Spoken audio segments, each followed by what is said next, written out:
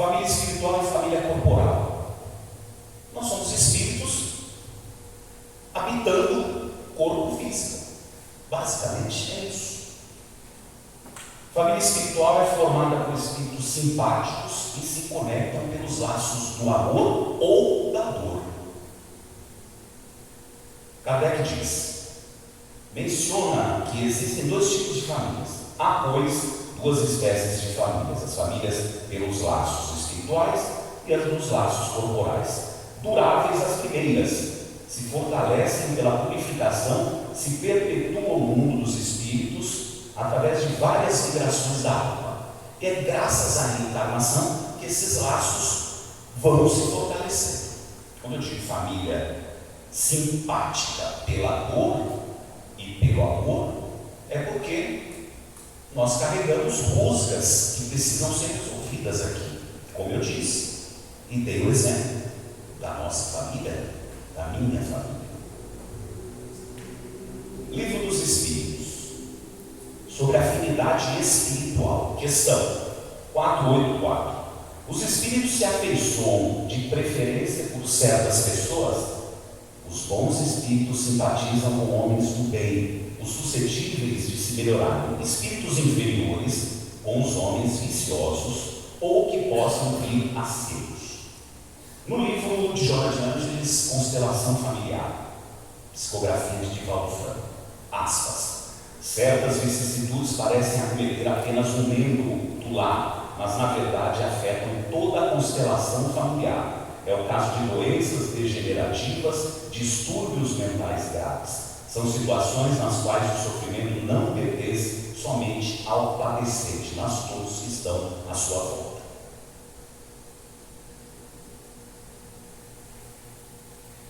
É bom porque nós imploramos para nascer e pedimos para vir, às vezes como arreio de família, como suporte. Nós temos núcleos familiares que não necessariamente todos os membros estão com um resgate próprio. Muitos estão para auxílio do irmão. E aí, quando você tem uma pessoa no seu núcleo familiar com problema de saúde, com vício, você não pode deixar de lado e falar: resolva você mesmo e depois vem e me procura quando você estiver bem. Não, o resgate é coletivo. O livro Renúncia, de Joana de Ângeles, na verdade de Emmanuel, psicografia de Chico Xavier. A gente até já comentou aqui, né, Ana, no nosso grupo de estudo. Renúncia conta a história de Alcíone. Alcíone era um espírito muito evoluído, que não precisava, por um bom tempo, vir aqui na Terra. E os espíritos evoluídos que vêm à Terra, muitos deles tiveram seus devidos destaques. Madre Teresa, Mahatma Gandhi, Martin Luther King, Buda, Irmã Dulce, Divaldo Franco, ok. Mas tem muito espírito bom no anonimato. Alcíone não precisava vir aqui, poderia vir por uma grande obra. Sabe de que jeito ela veio? Por uma família humilde, anônima, e viveu. Tanto que depois, quando ela contribuiu para essa família, depois disso, com o desencargo dos familiares, ela se tornou freira. Veja que a nossa missão, ela é grande onde a gente está. Você não precisa ser o presidente da República, não que tenha algum que tenha essa carga espiritual positiva elevada, mas você não precisa ser um salvador da pátria. Seja você dentro do seu núcleo, porque nós caminhamos por uma relação familiar universal. Hoje eu tenho o resgate aqui, meu pai, minha mãe, eu, meu irmão. Conforme eu for evoluindo, eu vou começar a fazer parte do núcleo de Dúria, de Ara, porque a gente vai se encontrar coletivamente. Nós viemos de um pai só, estamos trabalhando estudando, aprendendo para voltar para Ele, embora Ele esteja dentro de nós. Nós vivemos para Deus, com Deus e em Deus.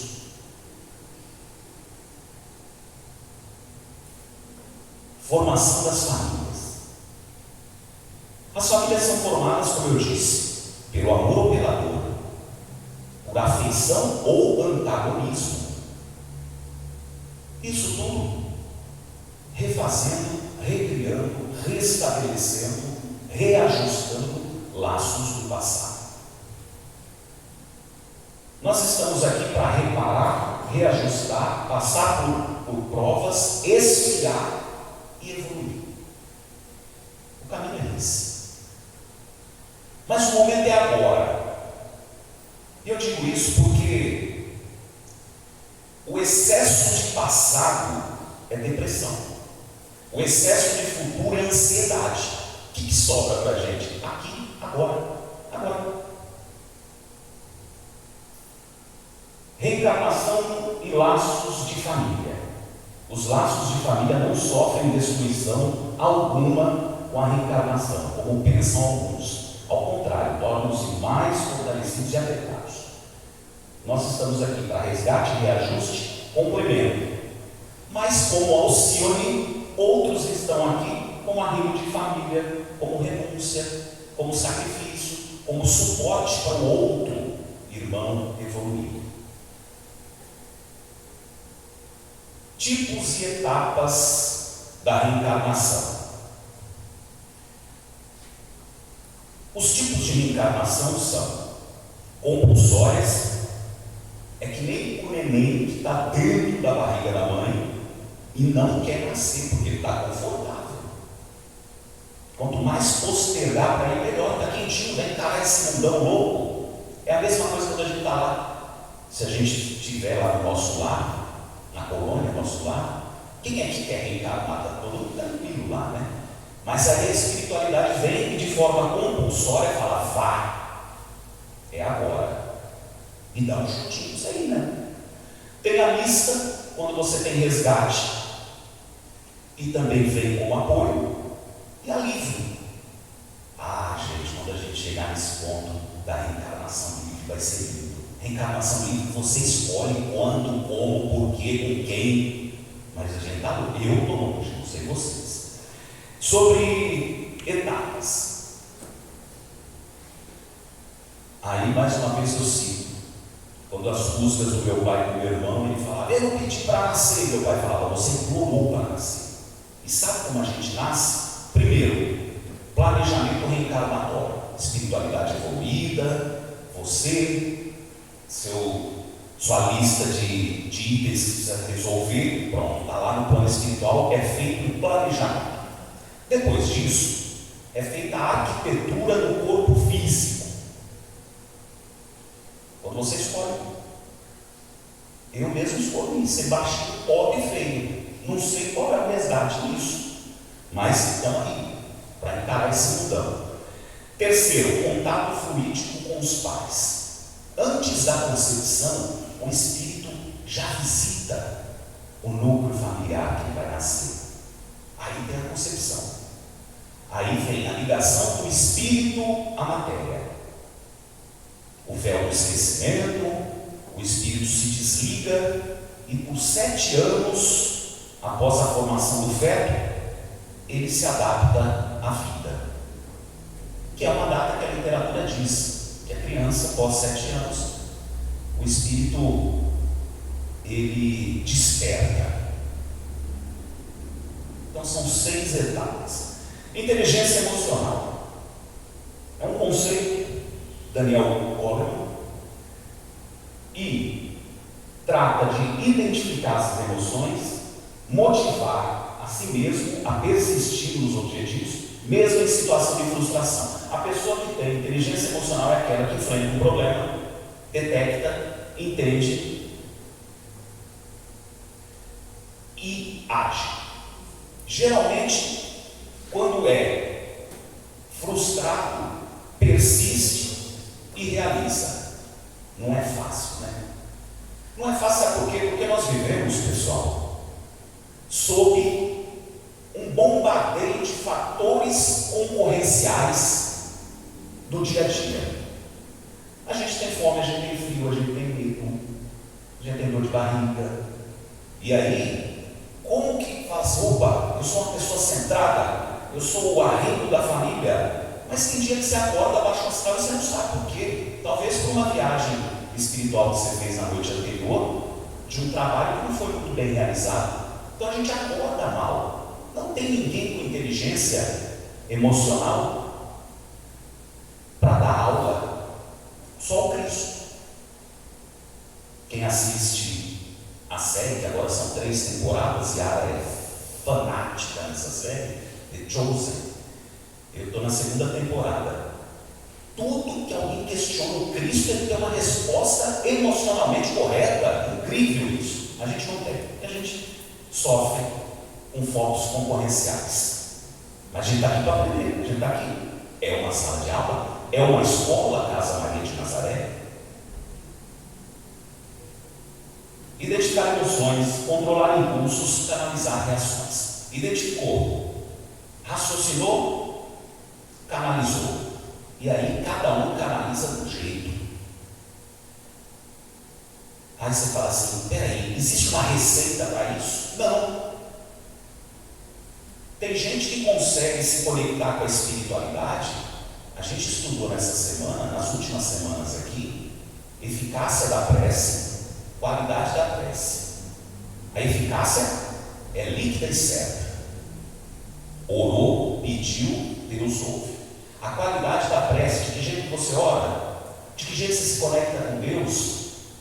Um amigo nosso, trabalhador da casa, falou assim, eu me conecto com Deus quando eu chego na casa do meu filho e eu fico conectinho, eu me desligo do mundo e estou conectado com Deus. É o jeito dele.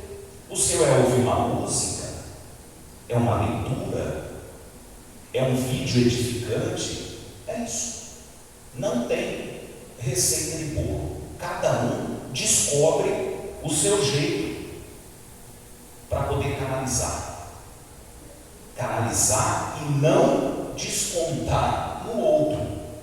Uma coisa é você angustiar, se calar. Outra coisa é você fazer isso e praticar uma comunicação violenta.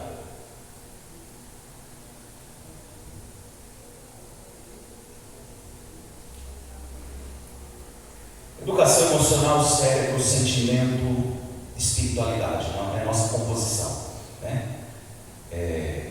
Consciência, sentimento e espiritualidade. Educação emocional, um processo educativo direcionado ao aprimoramento das habilidades cognitivas. A prática de educação emocional nos permite identificar, nomear e reconhecer as nossas emoções e aprender a lidar com elas da melhor maneira possível. De que jeito? Tomada de decisões. De que jeito você toma decisões? De que jeito você resolve problemas? Qual é o seu equilíbrio? Autoconhecimento, autocuidado, autoconsciência, autogestão, consciência social, habilidades de relacionamento, tomada de decisão responsável. Como que a gente aprende a ter inteligência emocional? Lembrando, inteligência é um sistema, educação é o nosso repertório de conhecimento que a gente vai acumulando na vida. De que jeito? Autoconhecimento. Você consigo mesmo. O que você tem de qualidade, o que você tem de vício? De que jeito? Qual a sua estratégia? Autoconhecimento. O outro, interrelacionamento. Porque a partir do momento que você conhece a ti mesmo, você já consegue se posicionar no núcleo familiar e depois de forma expansiva no ambiente de trabalho, na coletividade, na multidão, etc. Então é isso. Aí ele diz assim, peraí, autoconhecimento, cada um faz a sua reflexão consigo mesmo, não tem receita. Interrelacionamento, pronto. Tudo na vida é aprendível. Eu não sei cantar. Se você fizer aula, alguma coisa você vai cantar. Tudo é aprendível. A educação emocional é aprendível. Seja pela meditação, seja por uma terapia, seja por um profissional psicólogo, psiquiatra, seja através da comunicação comunicação não violenta. E se nada disso servir o Evangelho, que é o código moral, o código que contém todas as leis morais, é o Evangelho. Aí você fala assim: nossa, mas eu leio tanto, e o negócio não se processa. Veja que nós estamos expostos, como eu disse, a várias situações e a várias concorrências. Nós temos uma carga espiritual, nós temos um corpo físico pesado, denso, e a gente está mais próximo do início, quando Deus nos criou, do que da metade. Para vocês terem ideia do tamanho que é esse universo, que a ciência já trata como multiverso, só nosso sistema solar, a Via Láctea, ela tem de largura de baixo para cima. Quando você vê aquele desenho no livro que está lá, Mercúrio, Vênus, Terra, Marte, Júpiter, Saturno, Netuno, Urano, Plutão e o Sol, pronto, aquele desenho assim tem no livro. A largura da Via Láctea, para vocês terem uma ideia, tem 3.000 anos-luz. A largura. O comprimento da Via Láctea tem 100.000 anos-luz. O que é um ano-luz? O que é a velocidade da luz? 300.000 quilômetros por segundo. Então faça a conta aí, Marquinhos matemático. Se a gente for pensar então, a velocidade da luz, 300.000 quilômetros por segundo. Qual é a distância de 3.000 anos-luz? É inconcebível, é muito grande. Isso a nossa estrelinha chamada Sol. E a ciência já nos adianta que nós temos os exoplanetas, planetas que orbitam outras estrelas, igual ao Sol. Exoplanetas, ou seja, isso é a ciência, não é a filosofia, não é a espiritualidade que está dizendo, não. É a espiritualidade raciocinada. A ciência nos traz isso, essa quantidade de exoplanetas, ou seja, você tem outras estrelinhas chamadas de Sol, com planetas orbitando. E tem uma aqui pertinho da gente, que já tem 2 planetas orbitando ela, e com certeza tem vida lá. Para vocês terem uma ideia, ainda não se sabe se o Big Bang foi a explosão para criar o nosso sisteminha solar ou foi a explosão do multiverso. Não se sabe se o universo começa denso, pequeno, quente, ele vai se expandindo, a Via Láctea vai se expandindo, se torna fria, até desaparecer, escura, aí apaga. Não se sabe se o universo começa e termina, já que tem outros universos, ou se ele dá continuidade, esfria e começa a aquecer de novo. Olha que coisa absurda. São 200 bilhões de galáxias. Uma delas é a nossa, Via Láctea, com 100 bilhões de estrelas. Uma estrela é o Sol, com 9 planetinhas, um dele é a Terra. A Terra com 7 bilhões e meio de pessoas, 3 bilhões de espécies, 30.000 apenas catalogadas. Aí você fala: caramba, eu sou nada do subtréco, do subtroço. Nós somos isso. Aí você tem que falar assim: a vida é tão rápida. Nós vivemos aqui 80, 90, 100 anos, é tão rápida para a gente ter problema com família. Vamos tentar resgatar logo, porque senão a gente vai para aqui, não. E aí, gente, nessa reta final, quando eu falei para vocês que o defeito que alguém carrega no núcleo familiar é responsabilidade de todos, basta lembrar de um grande acontecimento. Mas antes, eu vou ler esse último slide aqui. Educação Emocional e Espiritismo, Allan Kardec, capítulo 5, item 5. Espíritas, 2 são os mandamentos. Amai-vos, eis o primeiro, está escrito aqui na casa de Maria. Instruí-vos, eis o segundo. Educação é instrução. Kardec já pede para a gente se amar e a gente estudar. Livro dos Espíritos, Alicerce da Doutrina Espírita, no que trata de perfeição moral, Kardec, ao comentar a questão 917, diz: a educação, se for bem compreendida, será a chave do progresso moral. Quando se conhecer a arte de manejar os caracteres, como se conhece a de manejar as inteligências, poder-se-á endireitá-las como se fazem a planta nova. A educação é o caminho. Tudo bem que é pejorativo, banalizou falar de educação por conta da política, mas essa educação do berço, essa educação familiar, é a mais nobre, é a mais válida de todas. Voltando então para encerrar, tem mais um aqui. Pestalozzi, grande educador do amor, disse: educação como sendo o desenvolvimento harmonioso de todas as potencialidades do ser, considerando como sendo elementos básicos no interior da criatura humana, inteligência, sentimento e vontade. Para ele, a tríade é sintetizada em educar a cabeça, o coração e as mãos, resumindo a educação racional e emocional. Inteligência, sentimento, vontade. Você educa a cabeça, desenvolve a habilidade de amar pelo coração e executa na caridade, que é a fé em ação, é a caridade. É a fé em movimento, a caridade. Quando você pratica a caridade, o retorno é certo para você.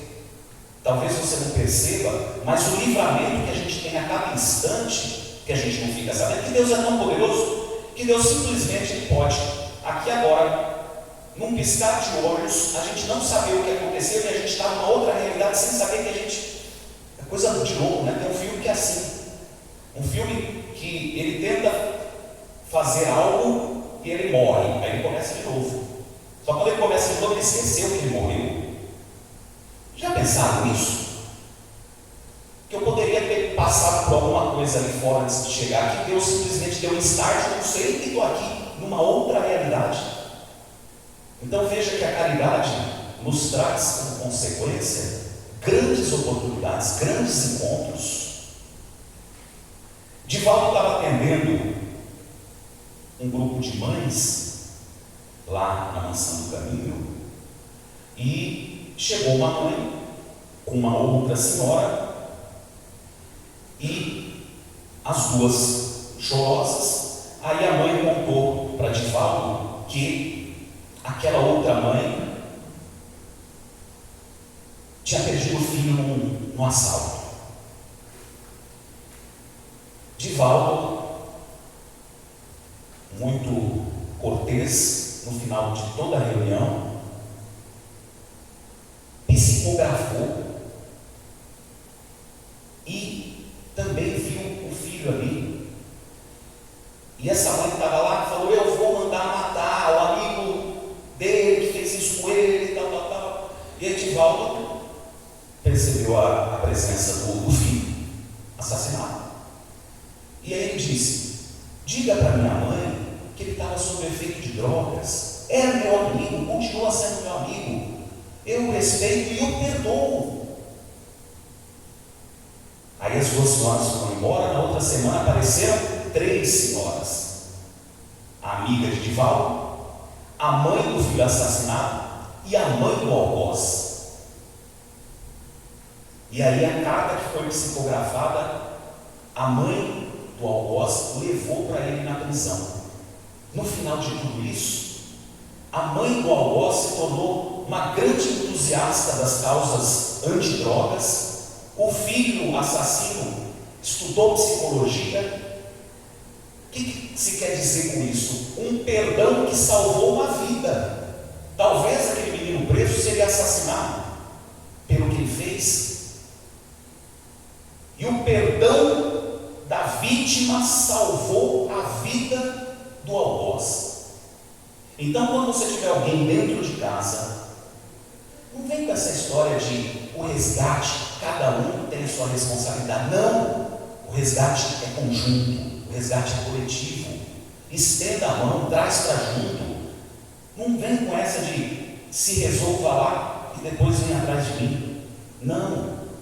Você pode estar passando pelo mesmo resgate com essa pessoa, você pode estar sendo testado, você pode estar esfriando, e você pode estar como auxílio, apenas como um arrimo de família, uma mãe amiga, e que vai te atribuir muitos pontos luz na espiritualidade. Finalizo aqui dizendo que não há receita, tudo é aprendível, a inteligência é inerente ao ser humano, a educação é o processo que a gente aprende, seja lá qual for o seu. Procure, não sei, cada um vai descobrir a sua forma de se relacionar consigo mesmo, se conectar com Deus em primeiro lugar. Até o jeito da oração conta na qualidade, na eficácia. Se conectar com Deus, entender a si próprio, interrelacionar com o mundo. E se mesmo assim você falar, minha missão parece que não é grande. Tem gente, eu pensava isso, o que eu estou fazendo aqui? Eu não estou contribuindo com nada. Eu estou passando, estou sendo empurrando a barriga. Aí depois a literatura espírita vem e nos acende luzes, e aí eu percebo que aonde eu estou, eu posso fazer algo. Eu estou aqui. Eu sou o primeiro que ouve o que eu estou falando, eu ouvi para mais perto da minha boca. Eu estou tendo aqui a oportunidade que vocês estão me dando de estarem aqui no domingo, 7 horas da noite, a oportunidade que eu tenho para tentar melhorar. E repito o que eu digo no início: a família independe de 9, 10 filhos. Mário Quintana, poeta gaúcho, faleceu aos 88 anos de idade. Ele disse assim: eu prefiro dezenas de mulheres esperançosas do que uma desiludida. Então, se você achar que você não serve para algo, não começa. Ou se for começar, é para resgatar o que for seu e o que for da pessoa. Não existe regra, vamos encarar esse mundo na sua irrepetibilidade, no seu ineditismo, na sua virgindade. Vamos amar, vamos praticar caridade, e aí a gente vai perceber que valeu a pena ter estado nessa terra, sob estes céus, falando de amor, paz, caridade, perdão e agradecimento. A minha oração é essa: Deus, a única coisa que eu estou apto é pedir perdão e agradecer. Do mais Ele faz. Feliz 2024 a todos, obrigado pelo carinho, vão em paz, que Deus os abençoe.